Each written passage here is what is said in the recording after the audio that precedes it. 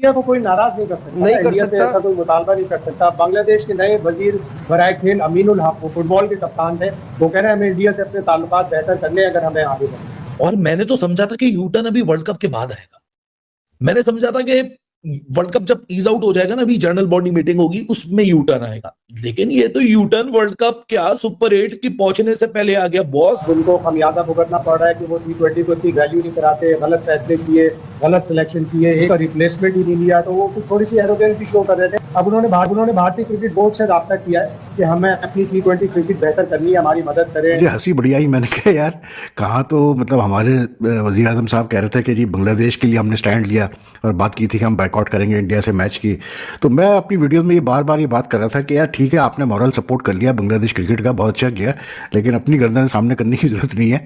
मतलब बांग्लादेश और पाकिस्तान के जैसे ताल्लुकात रहे ना, हमें भी पता है कैसे ताल्लुकात रहे। लेकिन जो इंडिया की बात जहां तक की जाती है और हम ये कहते हैं कि शायद इंडिया के साथ हमारा दोबारा मैच पड़ जाए, लेकिन इंडिया को जो खास फेवर दी जा रही है, उसके वेन्यू जो है वो उसकी मर्जी के चुने जा रहे हैं और खास तौर पर उनको फेवर की जा रही है, तो ये तो एक इंडियन फेवरेट आईसीसी की एक पॉलिसी है। ज्यादा पैसा कमाता है उसकी हमेशा ज्यादा वैल्यू होती है, लेकिन वो ठीक है, लेकिन ये तो बिल्कुल ही ये मैं भी पहले ये समझा, ये तो सामने नजर आ रही है कि जो टीम है उसमें यारी दोस्ती चल रही है और इसका कल्चर चल रहा है। क्योंकि बांग्लादेश क्रिकेट के लिए वर्ल्ड कप में पार्टिसिपेट करने से जो सबसे बड़ी मुर्गी है, वो भी सोने के अंडे देने वाली, वो थी बीसीसीआई का टूर।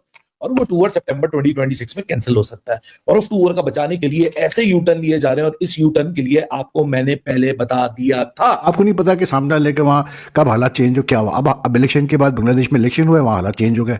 अब वो प्रो इंडियन टाइप की गवर्नमेंट आई है, तो अब वो जाहिर सी बात है जितना पाकिस्तान ने बिल्डअप किया, मेहनत की, सपोर्ट किया, in the next few months you'll see all that going to waste। कसम खुदा की यार क्या क्या मामलात होते हैं। लेकिन भाई एक चीज जो मैं आप लोग को आइडेंटिफाई कर रहा था कि यू टर्न आएगा, बिल्कुल आएगा। जो आए उन्होंने इस पे पसंद नापसंद है ना उधर भी, और पूरी लॉबिंग और ये सारी चीजों ने ना इसको बहुत खराब किया इस खेल को। बांग्लादेश का कोई नया स्पोर्ट्स मिनिस्टर आया अमीनुल हक साहब, तो उनके बयान में था कि जी हम जो है अब हमारी पहली प्रायोरिटी ये है कि हम इंडिया से अपने ताल्लुकात बेहतर करें, बीसीसीआई से अपने ताल्लुकात बेहतर करें, और जो कुछ हुआ वर्ल्ड कप के से पहले उसको जो है उस मामले को जो है रफा दफा करें। क्या आप पिन पॉइंट कर सकते हैं वो कौन कौन सी इनकॉम्पिटेंसीज हैं या इनकॉम्पिटेंट्स हैं जिन्हें प्रमोट करके हमने इतनी बड़ी बदनामी खरीद ली है, और आज सारी कौम कह रही है कि यार हमने जंग तो जीत ली इंडिया से, पर कितने मैच दोबारा ना हो जाए। यार अभी भी मैंने एक बयान पढ़ा क्लिक इन्फो पे, बांग्लादेश का कोई नया स्पोर्ट्स मिनिस्टर आया अमीनुल हक साहब,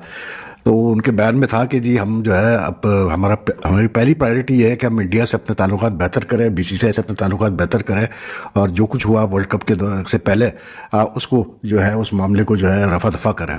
तो मुझे हंसी बढ़िया ही, मैंने कहा यार कहाँ तो मतलब हमारे वजीर आजम साहब कह रहे थे कि जी बांग्लादेश के लिए हमने स्टैंड लिया और बात की थी कि हम बाइकआउट करेंगे इंडिया से मैच की।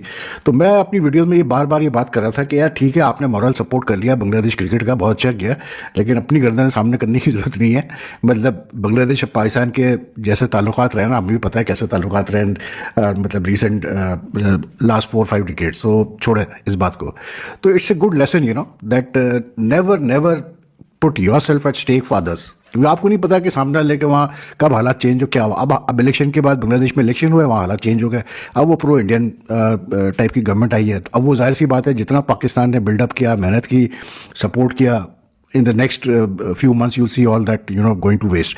यही सैयद अमीनुल हक दूसरे अमीनुल हक को बोल रहा है, क्योंकि अब जो नया स्पोर्ट्स मिनिस्टर आया उसका नाम भी अमीनुल हक है, बांग्लादेश क्रिकेट बोर्ड के प्रेसिडेंट का नाम भी अमीनुल हक है, और ये अशरफुल हक है। तो अशरफुल हक स्पोर्ट्स मिनिस्टर वाले अमीनुल हक को बोल रहे हैं कि मसला सॉल्व करवाओ। अगर आपने मसला सॉल्व नहीं करवाया और सितंबर 2026 में इंडिया हमसे सीरीज खेलने नहीं आई, तो बांग्लादेश क्रिकेट 5 से 10 साल पीछे चली जाएगी।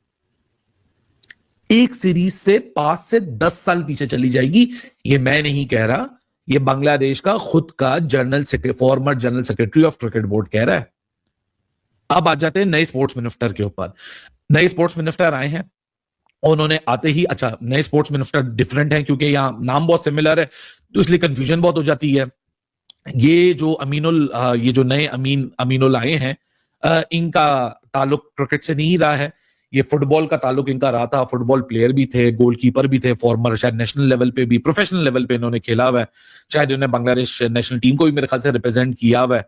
कैप्टन भी थे शायद बांग्लादेश नेशनल फुटबॉल टीम के, और फिर बाद में ये बीएनपी पार्टी के अंदर गए और उसकी वजह से अब ये इलेक्शन जीत के अब ये आ गए हैं sports minister for youth and sports. अब ये बने हैं, 17 फरवरी को इनकी अपॉइंटमेंट हुई है और 18 फरवरी से इन्होंने अब अपना रिपेयर वर्क शुरू कर दिया है। रिपेयर वर्क सही करने हैं, महंगी जगहों था मैं यही करता।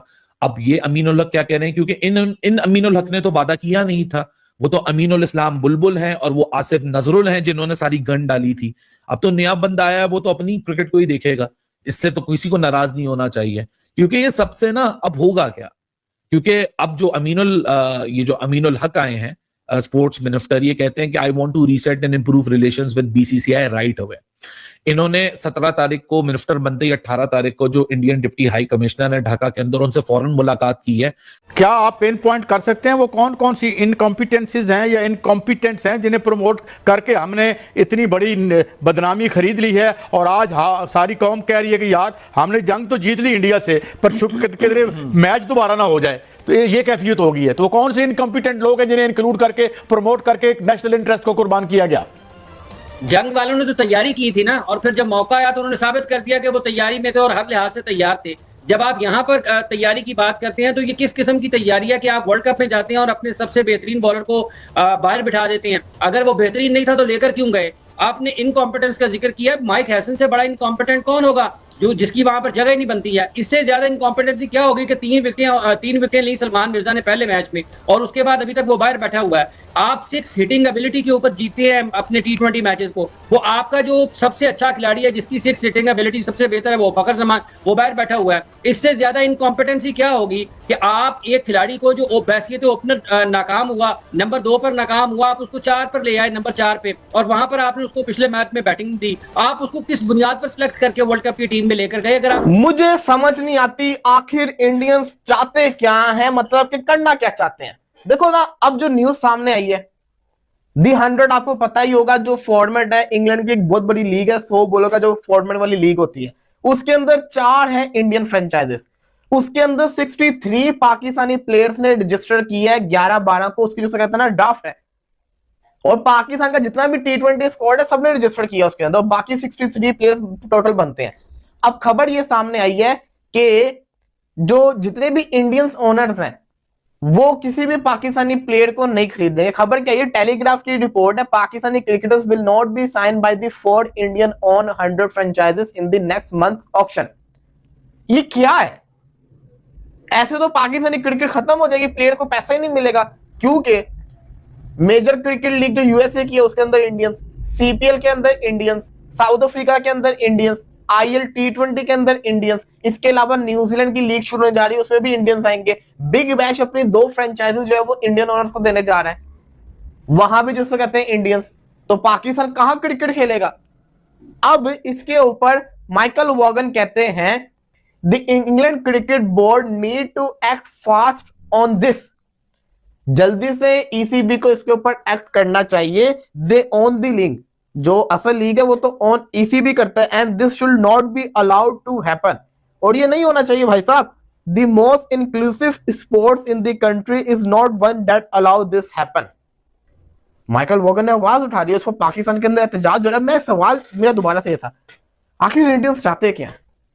इंडिया वर्सेस पाकिस्तान का मैच भी होना चाहिए, लेकिन फिर जो कहते हैं ना पाकिस्तानी प्लेयर्स को कुछ ना कुछ करके डिग्रेड भी करना है, ये भी कैसा चल रहा है। मैं ये समझता हूं यहां पे पीसीबी को भी आवाज उठानी चाहिए और इंग्लैंड क्रिकेट बोर्ड को भी आवाज उठानी चाहिए।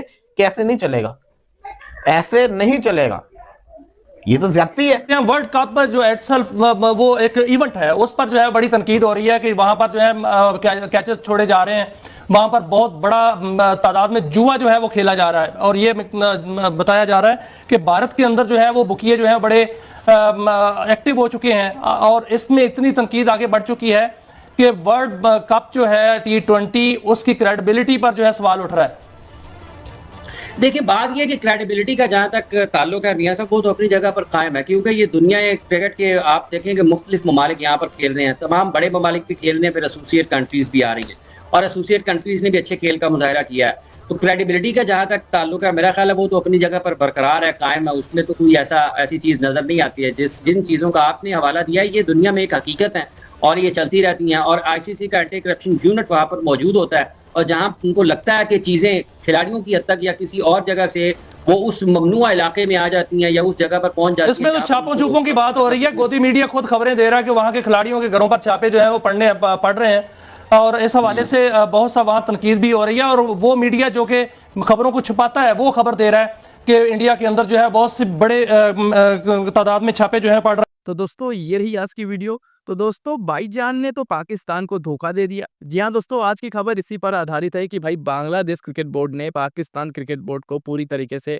धोखा दे दिया है, आप ऐसा बोल सकते हैं। क्योंकि दोस्तों Pakistan cricket board Bangladesh cricket board की आईसीसी T20 वर्ल्ड कप में भारत न जाने की मांग को लेकर जिस तरीके से सपोर्ट करता रहा है वो दुनिया से छिपा नहीं है। सभी को पता है कि बांग्लादेश क्रिकेट बोर्ड का साथ पाकिस्तान क्रिकेट बोर्ड किस तरीके से दे रहा था। यहाँ तक कि जब आईसीसी के पास ये मामला पहुंचा तब भी पाकिस्तान पूरी तरीके से बांग्लादेश क्रिकेट बोर्ड के साथ खड़ा था।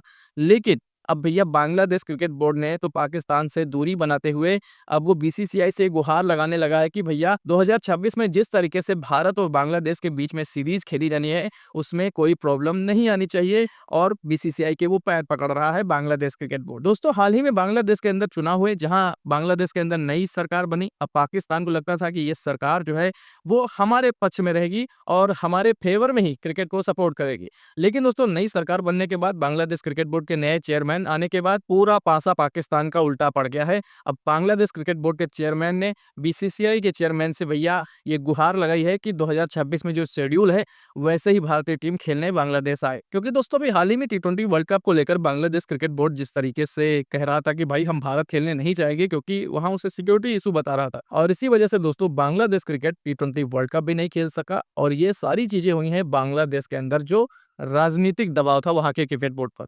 क्योंकि दोस्तों सभी को पता है कि बांग्लादेश में चुनाव होने थे और वहां की जनता की ही मांग थी कि भाई भारत नहीं जाएगी हमारी टीम, क्योंकि जिस तरीके से मुस्तफिजुर रहमान को आईपीएल से निकाला गया उससे कांगलू जो है वो बहुत चिढ़े हुए थे। अब इन कांगलुओं को कौन बताए कि भैया आपके चिढ़ने से आपका ही नुकसान है, आप अपने पैरों पर ही कुल्हाड़ी मार रहे हो। और ये चीजें बांग्लादेश क्रिकेट बोर्ड जानता था कि भाई आईसीसी T20 वर्ल्ड कप में ना खेलने से बांग्लादेश क्रिकेट को कितना बड़ा नुकसान हो जाएगा। चलिए दोस्तों नुकसान बांग्लादेश क्रिकेट को हुआ वो तो चलो अलग सी बात है कि भाई रेवेन्यू जो है T20 वर्ल्ड कप का वो बांग्लादेश क्रिकेट बोर्ड को नहीं मिलेगा। लेकिन दोस्तों खैर ये है कि भाई आईसीसी ने बांग्लादेश पर कोई कड़ा एक्शन नहीं लिया है, ये सबसे राहत देने वाली बात है बांग्लादेश क्रिकेट बोर्ड के लिए। क्योंकि दोस्तों आईसीसी T20 वर्ल्ड कप का बाइकआउट करने के बाद बांग्लादेश के क्रिकेट बोर्ड की जो जान है वो हलक में अटकी थी कि भाई क्या होगा बांग्लादेश क्रिकेट बोर्ड का या बांग्लादेश क्रिकेट फ्यूचर का। लेकिन आईसीसी ने राहत देते हुए कहा कि भाई हम कोई एक्शन नहीं लेंगे, ना ही कोई पेनल्टी लगाएंगे। लेकिन पाकिस्तान जब इसी चीज को लेकर गया कि भैया हम भी नहीं खेलेंगे भारत के खिलाफ मैच, तब आईसीसी ने पाकिस्तान क्रिकेट बोर्ड को उसकी औकात दिखा दी। और आखिरकार पाकिस्तान की गवर्नमेंट के फैसला लेने के बाद दोस्तों इतनी थूक चाटने वाली गवर्नमेंट है कि भाई उसने क्रिकेट को लेकर ऐसे फैसला लिया और उसके बाद अपने ही बयान से पलट गई। अब आप इस पे भरोसा करेंगे कि किसी देश की गवर्नमेंट, वहां के पीएम ने इतनी बड़ी बात कही और उसके बाद भैया हुआ वही जो तय था, कोई भी मतलब नहीं था उनके बयानबाजी से। और केवल आईसीसी ने ही पूरे पाकिस्तानी गवर्नमेंट और पाकिस्तान की औकात बता दी कि तुम आईसीसी के लेवल के नहीं हो, भारत की तो बात ही छोड़ो। तो चलिए दोस्तों आज की वीडियो यहीं खत्म करते हैं और मिलते हैं दोस्तों ऐसे एक और नए वीडियो में। बाकी आज की वीडियो कैसी लगी दोस्तों आप सब अपनी राय हमारे साथ कमेंट बॉक्स में जरूर साझा करें। जाते जाते दोस्तों वीडियो को लाइक करें, साथ ही साथ अपना ढेर सारा ख्याल रखें। नमस्कार।